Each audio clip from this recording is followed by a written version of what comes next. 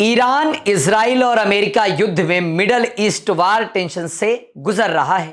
वार का असर उन सभी पड़ोसी मुल्कों को झेलना पड़ रहा है जो इनके करीबी मुल्क हैं।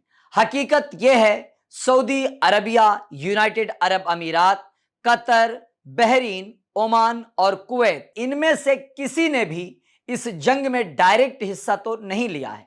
फिर भी ये सभी ईरानी हमलों की जद में आ गए हैं।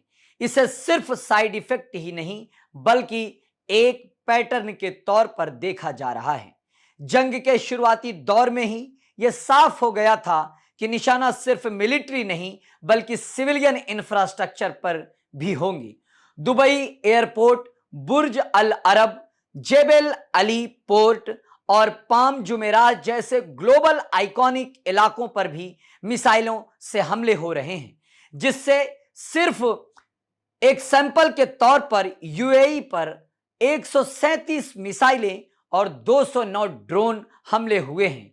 यह किसी डिफेंसिव स्ट्राइक का हिस्सा नहीं लगता बल्कि साफ तौर पर एक मैसेज देने की कोशिश है। अरब दुनिया भी सुरक्षित नहीं। रियाद जैसे शहर में ड्रोन इंटरसेप्ट होना और लोगों को धमाका सुनना यह बताता है कि मामला सिर्फ मिलिट्री ऑपरेशन नहीं रहा, यानी अमेरिका का जो मिलिट्री बेस है सिर्फ उस पर ही हमले नहीं है बल्कि पूरे इलाके को अस्थिर करने की भी कोशिश हो रही है। यहां तक कि ओमान जैसे देश जो बातचीत और मध्यस्थता की कोशिश कर रहे थे वो भी नहीं बच सके हैं।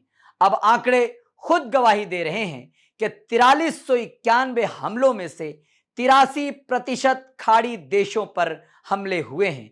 सिर्फ 17% इजराइल पर, सबसे ज्यादा 2156 हमले यूएई पर हुए हैं और 723 सऊदी अरब पर।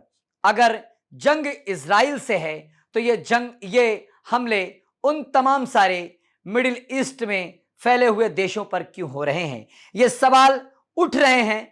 लेकिन इसका सीधा जवाब है ईरान की ओर से कि मिलिट्री बेस कैंप जो इन तमाम सारी जगहों पर बसे हैं और ये उनके व्यापारिक अड्डे हैं, इन्हें हम कमजोर करके अमेरिका और इजराइल से जंग लड़ने में कामयाबी हासिल करेंगे। ईरान और इजराइल के इस युद्ध से आप क्या कुछ समझते हैं, अपनी राय जरूर रखिए।